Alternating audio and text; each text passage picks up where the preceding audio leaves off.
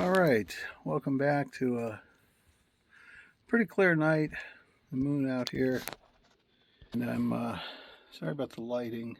It's just relaxing at my sister's house here in Doylestown, and it made me think about doing a short video on benefit of having a sister or a sibling that you're close to. I'm real lucky. I've got Carolyn.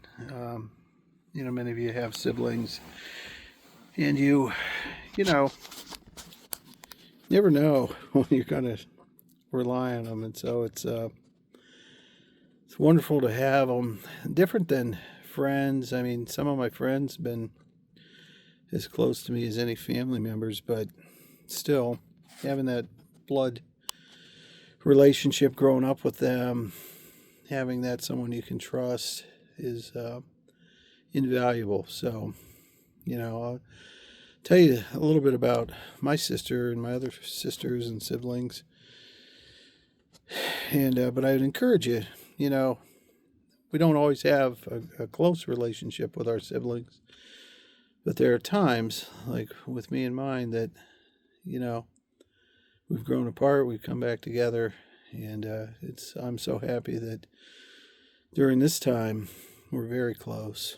And it's not always been the case. Carolyn's 13 years older than me, although she claims to look younger than me, and she probably does, certainly at this time in my life. But so she's always been there, and again, 13 years now. I was the youngest of six, and Carolyn and I are the last of, well, there's two of us left, so the other four have passed on. And yeah, a lot of health issues in our family, but Carolyn and I have endured. So, but anyway, yeah, she she was a little bit of a wild child, and her and my mom used to fight all the time, and I was kind of the chosen one in many ways. I came along at the end. Like I said, I was the last of six, and my father was about 44 when he had me. My mom was close to, I think she was 40. And they had me after, I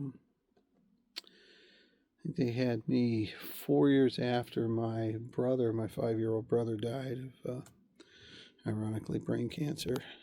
And so I certainly was in an interesting position. A lot of my mom's mental health, they didn't have all that kind of mental health treatment back then. Her losing a 5-year-old healthy boy. My dad too is very tough. But I got away with a lot of things because I was that healthy boy. And so Carolyn, she kind of bore the brunt of things. But we stayed close.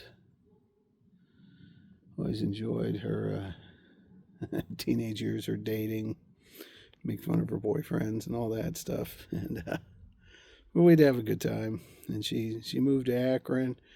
My first experience was Swenson. She moved in with a girlfriend up there, and got to go and visit them. And she took me to Swenson's way back. Gosh, the original Swenson's in Akron. And we just kind of grew. She got married, and it has a wonderful husband, Craig, and kids, and a great family, and a beautiful place out here in Doylestown. And I used to, before they got married, Craig used to joke that I had somehow an alert, because I just randomly, without invitation, walk up to her house, and she's always making lasagna or something really good. Craig used to laugh, oh, how'd you know? But anyway, through the years, we we stayed pretty close. She'd get mad at me with my relationship issues. you know, always trying to give her little brother relationship advice. The guy, of course, would never take. But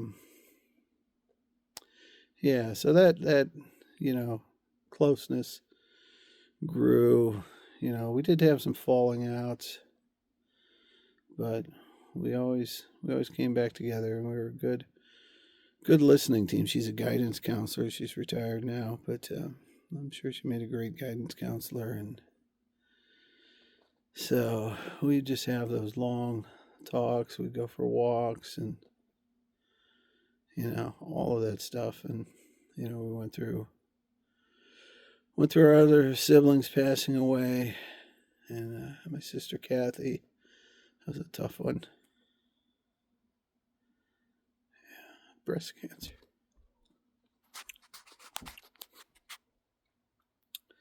But we got through, and we buried Kathy.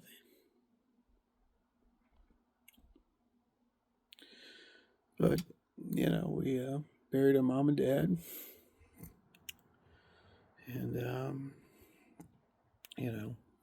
we've been there for each other. And I can't say enough what she's done for me during this time since my diagnosis. I feel so bad for her. See me go through it.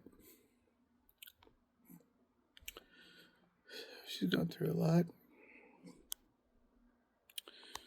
So she lost her one child early on, but she's got 3 other wonderful children, my nephews and nieces, and they've been great too.